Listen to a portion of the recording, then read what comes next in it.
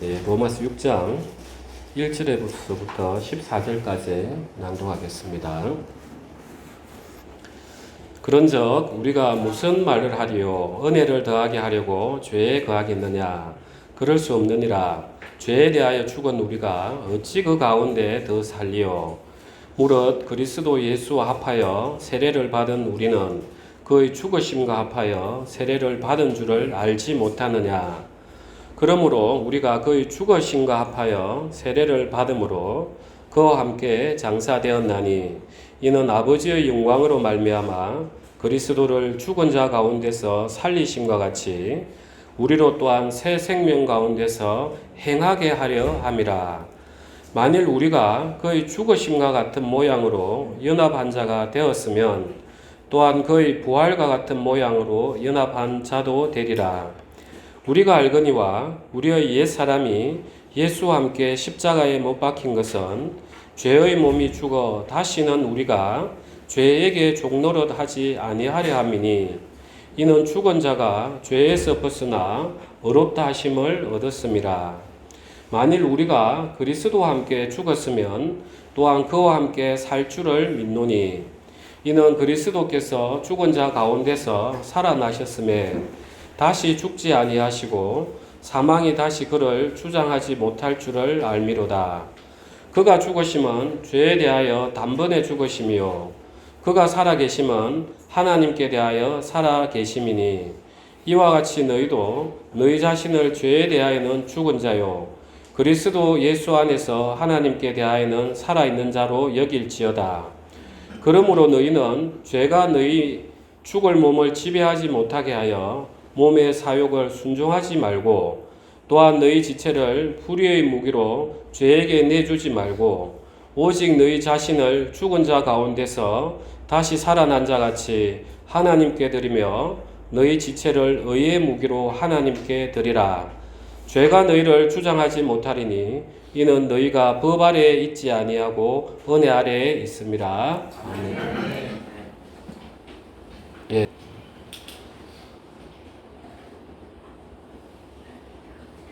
우리 형제님 조금 뒤로 앉아줘. 조금 뒤로. 키가 크도 문제. 예, 저는 오늘 이 말씀을 두고 참 좀 비장한 각오로 이렇게 썼습니다.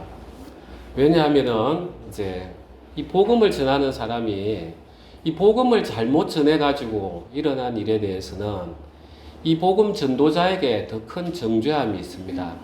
그래서 성경에는 너희는 지도자가 되려고 하지 말라 이런 표현이 있습니다. 오늘 제가 이 세례에 대해서 차근차근 설교를 할 텐데 오늘 저의 설교가 하나님 말씀을 그대로 잘 전달했다면 저는 참 본전치기예요. 그런데 이제 만약에 이 세례에 대해서 설교를 제가 성경과 어긋나겠다면 제가 이제 정죄를 받아야 되는 그런 입장에 있습니다. 또 그리고 여러분 입장에서는 만약에 저의 설교가 성경대로인데 이걸 받지 못한다면 그것은 또한 여러분의 책임인 것입니다. 그래서 에스겔서 선지서에 보면은 에스겔 선지자가 이야기하는 거예요.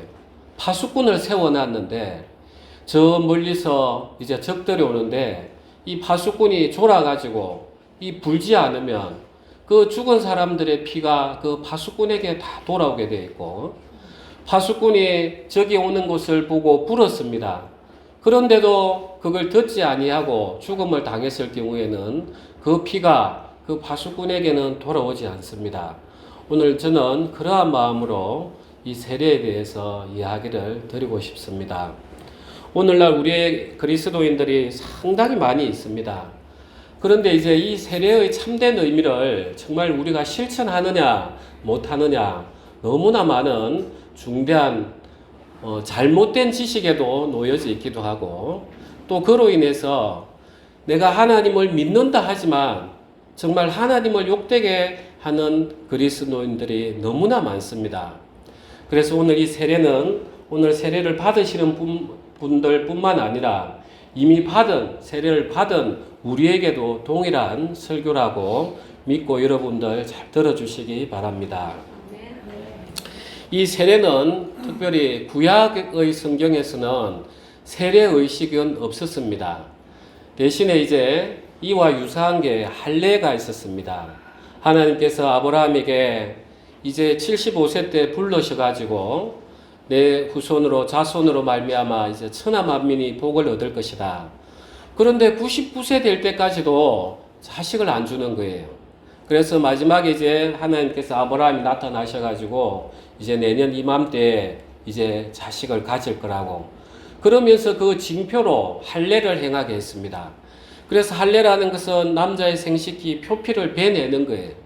그래서 더 이상 내 육체를 의지하지 아니하고 내가 생명을 잉태하겠습니다 하는 그야말로 하나님에 향한 그 믿음을 나타내는 표식이었습니다. 그래서 이제 구약에서는 이렇게 할례를 행했습니다. 그러다가 이제 에스겔 33장 우리가 같이 한번 보도록 하겠습니다. 36장입니다. 에스겔서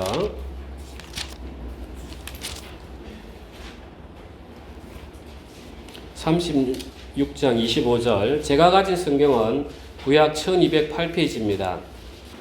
25절부터 우리 한 절씩 교독하겠습니다. 25절부터 24절부터 한 절씩 제가 먼저 읽고 교독하겠습니다. 27절까지입니다. 내가 너희를 여러 나라 가운데서 인도하여 내고 여러 민족 가운데서 모아 데리고 고국 땅에 들어가서 맑은 물을 너희에게 뿌려서 너희로 정결하게 하되 곧 너희 모든 더러운 것에서와 모든 우상 숭배에서 너희를 정결하게 할 것이며 또 새 영을 너희 속에 두고 새 마음을 너희에게 주되 너희 육신에서 굳은 마음을 제거하고 부드러운 마음을 줄 것이며 또 내 영을 너희 속에 두어 너희로 내 율례를 행하게 하리니 너희가 내 규례를 지켜 행할지라. 예, 여기서 이제 물을 뿌려서 너희로 정결하게 한다 이런 표현이 있습니다. 아마 이 표현에 의탁을 했는지 이 로마 시대 때 그 지배를 당했던 유대 그 종교인들은 이제 4개 분파로 나뉘었다는 거 지난주에 설명을 드렸습니다. 그 중에서 에세네파는 광야로 가서 그야말로 자기들이 율법을 지켜서 이 나라를 구하겠다. 하나님께서 우리 백성들이 율법을 지키지 못했기 때문에 이렇게 로마를 통해서 또 헬라를 통해서 이렇게 우리가 식민지를 당하고 있으니까 우리라도 지켜서 하나님 앞에 은혜를 구해야 되겠다 해서 광야로 가서 금식하면서 이제 그들은 단체 생활을 했습니다. 그때 이제 이 에세네파들이 이렇게 광야에서 세례를 베풀었습니다. 아마 그 중에서 세례 요한이 거기에서 나오지 않았는가 이렇게 보고 있습니다.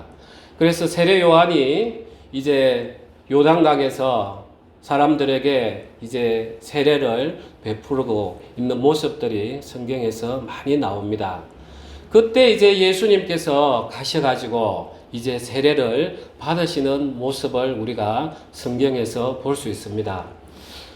자, 이걸 보면은, 자, 참 하나님께서는 예수님을 통해서 구약에 있었던 내용들을 다 보여주시기 위해서 그 이스라엘 백성들이 구약 성경에 없었던 그 세례 의식을 에세네파 또 세례 요한을 통해서 행하셨다는 거예요.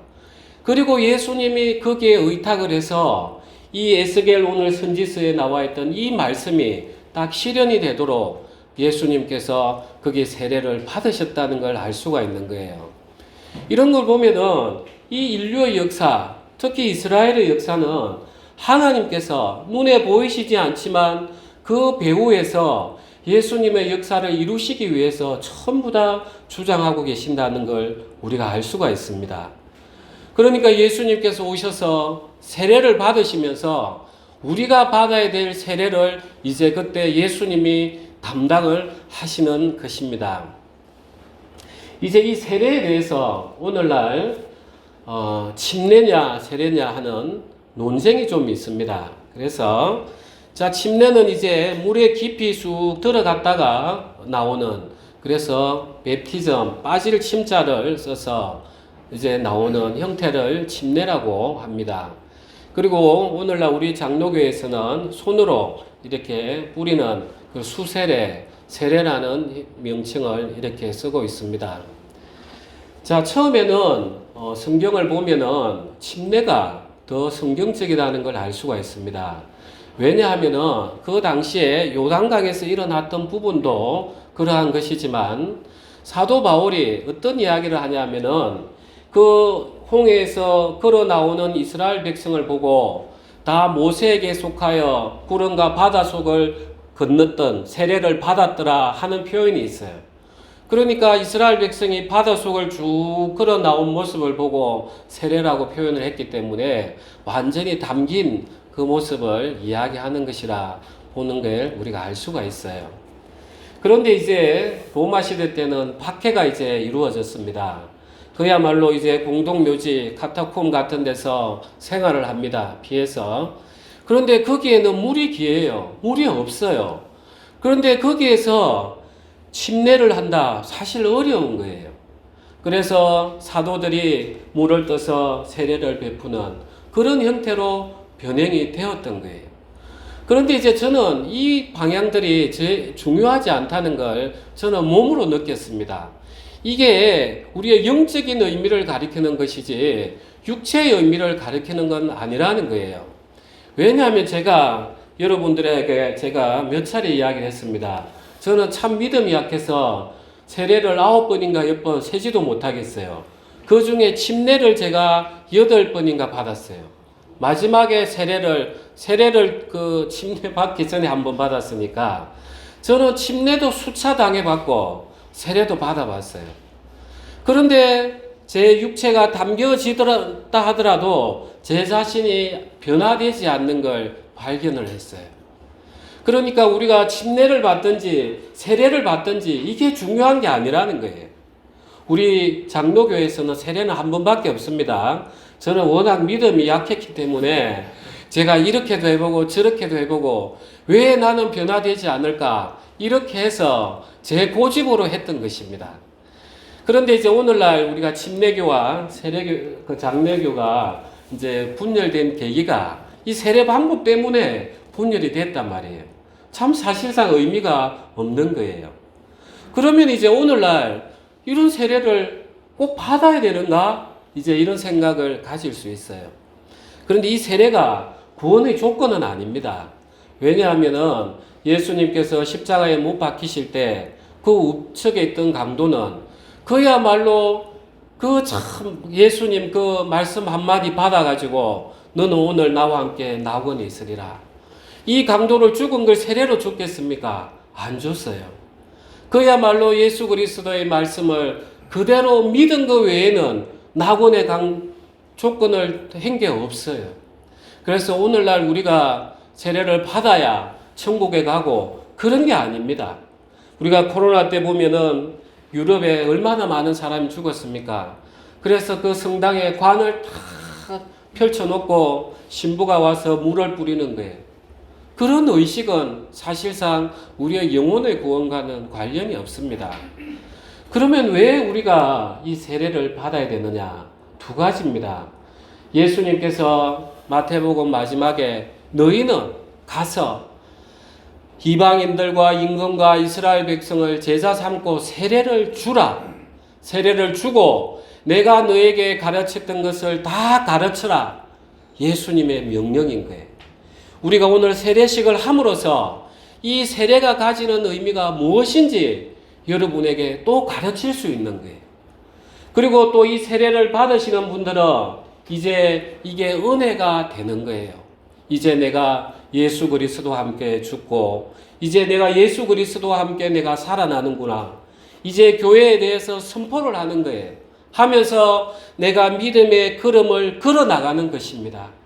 그래서 예수님께서 우리에게 명령을 하시는 거예요. 그래서 우리 개혁 기독교에는 예수님이 지키시라 하는 게 예식이 두 가지인 거예요. 이 세례식과 오늘 성찬식. 그런데 이제 가톨릭에서는 칠성례를 아직 하고 있습니다. 그래서 우리가 이 예식이 중요한 게 아니라 예수님께서 이 예식을 통해서 우리에게 은혜를 주시고자 하는 그 영적인 세계를 알아라는 거예요. 그래서 우리는 오늘 이 예식을 할 때도 그냥 내가 예식으로 끝나는 게 아니라 정말 이 예식을 통해서 내가 예수 그리스도와 하나가 된다는 그 믿음의 기도를 통해야만이 우리가 은혜가 되는 것입니다. 우리 로마서 잠깐 다시 한번 보시겠습니다. 2절입니다. 그럴 수 없느니라 죄에 대하여 죽은 우리가 어찌 그 가운데 더 살리요. 무릇 그리스도 예수와 합하여 세례를 받은 우리는 그의 죽으심과 합하여 세례를 받은 줄을 알지 못하느냐.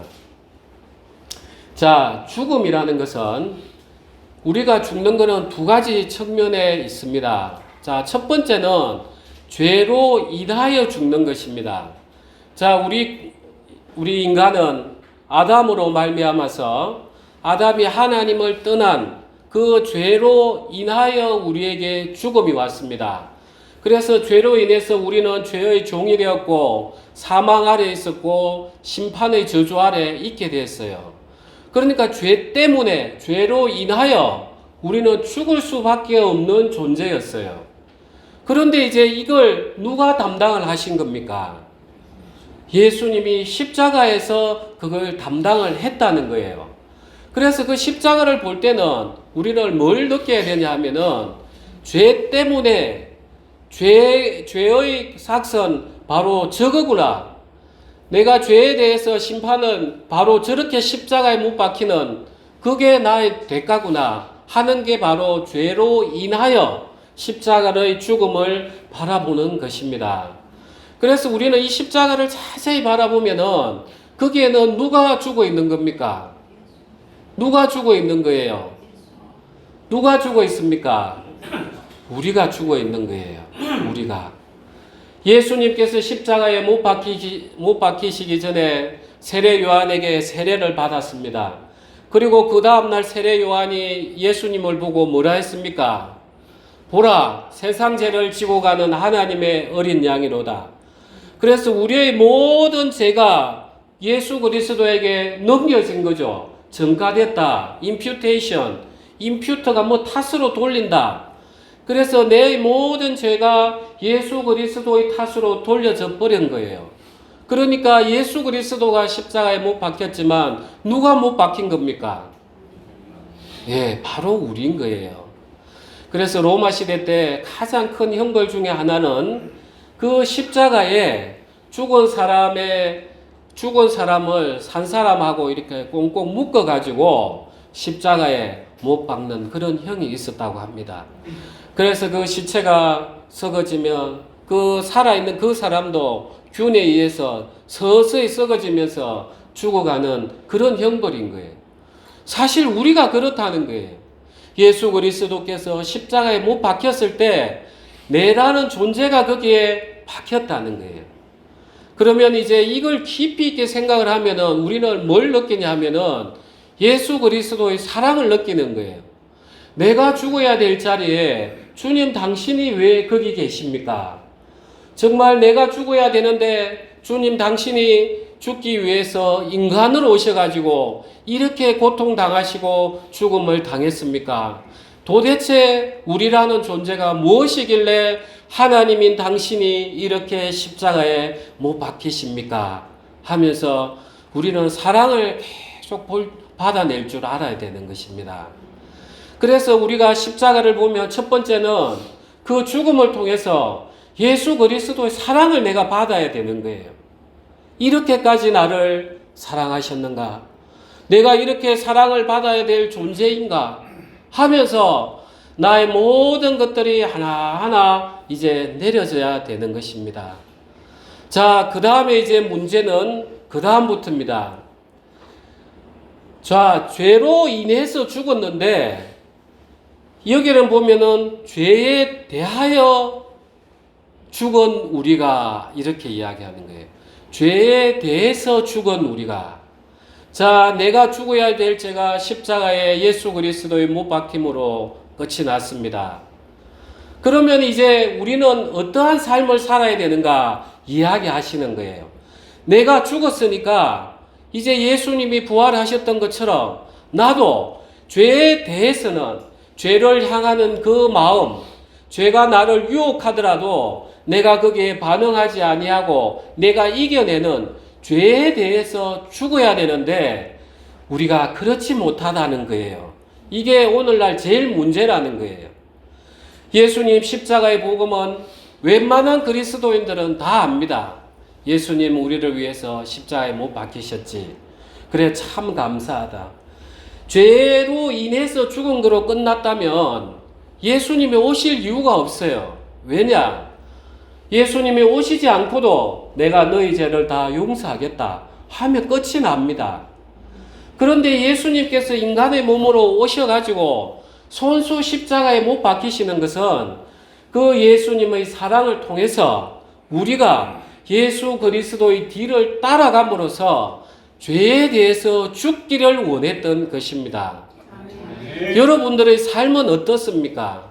내가 예수를 믿노라, 내가 장로다, 권사다, 집사다 하면서 여전히 죄 아래 가운데 있고 교회 와서 수요일, 일요일 와서 내가 주님 앞에 회개하고 이게 바로 계속 짓는 죄입니다. 그래서 요한계시록에 보면은 그 죄를 짓는 자들은 천국에 들어오지 못한다 하는 게 계속 짓는 죄를 이야기하고 있는 것입니다.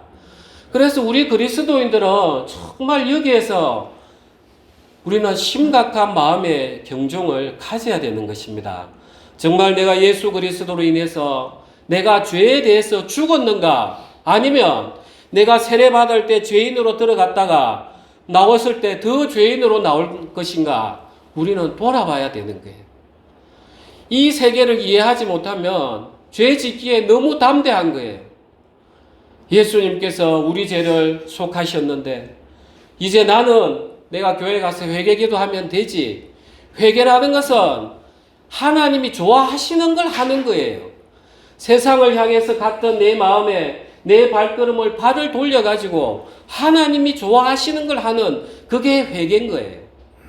그런데 내가 세례를 받았다, 내가 집사다 하면서 여전히 세상 살던 방식대로 산다. 이게 어떻게 세례라는 거예요? 죄에 대해서 죽지 않았어요. 오늘날 우리가 많은 그리스도인들이 여기에 발걸음이 지금 묶여 있습니다. 우리가 마태복음 7장을 한번 보시겠습니다. 7장 20절입니다. 이름으로 그들의 열매로 그들을 알리라. 자, 21절, 22절 합독하겠습니다. 나더러 주여 주여 하는 자마다 다 천국에 들어갈 것이 아니요 다만 하늘에 계신 내 아버지의 뜻대로 행하는 자라야 들어가리라. 그날에 많은 사람이 나더러 이르되 주여 주여 우리가 주의 이름으로 선지자 노릇하며 주의 이름으로 귀신을 쫓아내며 주의 이름으로 많은 권능을 행하지 아니하였나이까 하리니 그때 내가 그들에게 밝히 말하되 내가 너희를 도무지 알지 못하니 불법을 행하는 자들아 내게서 떠나가라 하리라. 주여 주여 하는 것은 우리가 헬라나 히브리어에서는 강조예요. 이 사람들이 한번 내가 주님 영접기도 했습니다 이런 사람이 아니에요. 정말 밤낮 주님 앞에 부르짖고 권능을 행사하는 그런 사람들이에요. 내가 단지 영접기도 한번 했다고 해서 지옥을 간다 억울하지도 않아요. 내 그때 영접기도가 잘못되었는갑다 생각할 수 있으니까. 그런데 이 사람이 정말 이를 갈면서 이렇게 외치는 이유는 뭐냐 하면 나는 정말 주님 위해서 살았습니다. 내가 주의 이름으로 선지자 노릇도 하고 주의 이름으로 귀신도 쫓아냈습니다. 이런 나를 주님이 모르십니까? 이런 상황인 거예요. 우리가 그런 신앙을 하고 있지 않는가 돌아봐야 되는 거예요. 내가 주님을 아는 게 중요한 게 아니에요. 여기에 보면 주님이 나를 아셔야 되는 거예요. 주님이 나를 알아야 되는 거예요. 주님께서 우리를 구원하신 이유는 뭐냐? 여기에 보면은 주님이 모르는 사람은 불법을 행하는 자들아. 아노미아 해서 법이 없는 예수의 법을 따르지 않는 자들이 불법을 행하는 자들인 거예요. 예수님께서 왜 우리를 구원하셨냐는 거예요. 그냥 내가 너희 죄를 다 용서했다, 이제 나를 따르라, 이게 아닙니다. 이게 아닙니다. 하나님께서 아담을 만드시고 나서 이제 아담에게 자유를 주셨습니다. 아담에게 자유를 주셨기 때문에 주신 만큼 하나님 당신은 그 전지전능함이 제약을 스스로 받고 계셨어요.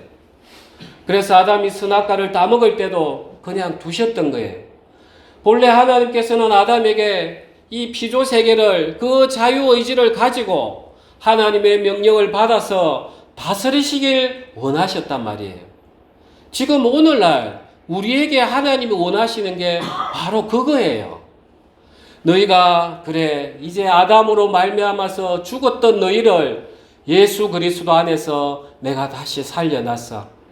이제 예수 그리스도가 이 세상에서 일했던 것처럼 너희도 예수 그리스도의 마음을 받아서 이 땅을 다스리면서 나의 영광을 위해서 전도하고 살아가라는 거예요. 여러분 이해가 되십니까? 그래서 우리가 세례를 받고 구원을 받은 이유는 딴 게 아닙니다. 내 죄 없네, 이게 아니에요. 예수님이 오신 이유는, 예수님이 손수 먼저 인간으로 오셔서 우리 앞선 이유는 예수님이 따랐던 길을 따라달라는 거예요. 그래야만 그 아담이 실패했던 걸 우리가 이루어내는 거예요. 그래서 예수님은 온전히 다 이루셨단 말이에요. 그래서 우리는 연약하기 때문에 예수 그리스도 안에 있어야만이 이게 가능한 거예요. 그런데 예수 그리스도 안에 있지 않으면 여전히 죄의 종이에요. 그러니까 세례를 받으면 뭐 하냐고요? 성찬을 하면 뭐 하냐고요?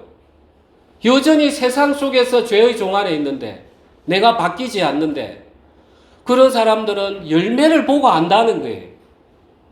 우리가 아무리 은사가 많지만 그 사랑의 열매가 나오지 않으면 우리는 모릅니다. 정말 그분이 하나님의 택함을 받은 자인지 알 수가 없어요.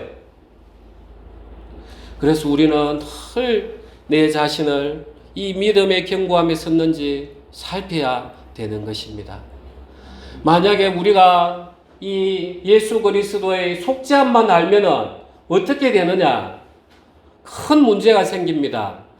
구약 성경에서는 속죄제를 지낼 때는 내가 과실로 부주의하게 내가 알지 못해서 지은 죄가 생각이 날 경우에 속죄제사를 지냅니다. 그런데 짐짓 내가 고의로 지은 죄에 대해서는 속죄제사를 지낼 수가 없어요. 자, 오늘날 많은 그리스도인들이 자, 예수님 우리 죄를 사했습니다 하면서 세상 속으로 그대로 살아갑니다. 자, 이 사람들에게 우리가 복음을 전합니다. 당신 회개하셔야 됩니다. 하나님이 원하시는 길로 돌아와야 됩니다. 회개하시고 돌아오세요. 아무리 우리가 복음을 전하더라도 이 사람 머릿속에는 죄사함이라는 지식이 있어요. 그래서 이 사람이 그때부터 짓는 죄는 짐짓 고의로 짓는 죄예요. 고의로 지으니까 우리가 복음을 전하더라도 회개가 안 되는 거예요.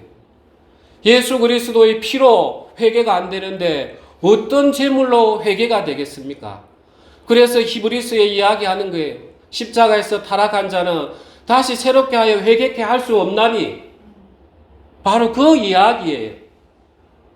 우리는 이 그리스도인들은 더욱더 죄 앞에서 조심해야 됩니다. 그래서 내 육체의 모습들이 드러나올 때마다 하나님 어떡합니까?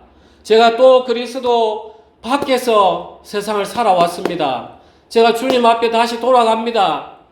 그래서 사단은 또 우리에게 덫을 놓습니다. 너가 그렇게 죄를 지었는데 하나님이 기도 들어주시겠냐고. 그래서 예수님께서 십자가에 못 박히시고 나서 그 피를 하늘의 지성소에 가서 영원히 뿌렸던 거예요.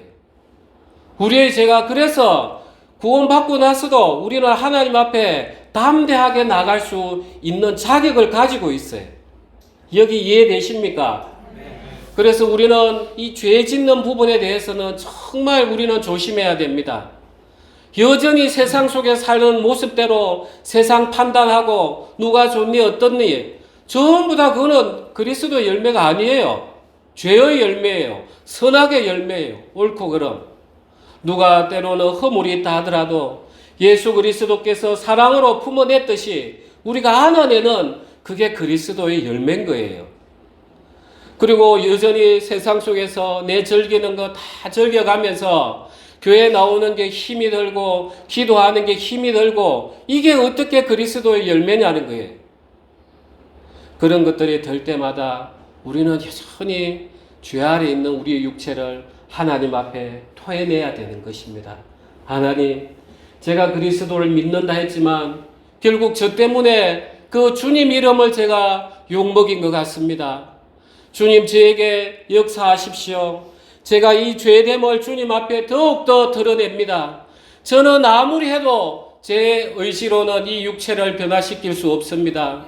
주님, 이 토하는 이 마음을 주님 긍휼히 여기셔서 주님 성령으로 역사하여 주십시오 하면서 우리는 계속해서 발걸음을 내디뎌야 되는 것입니다.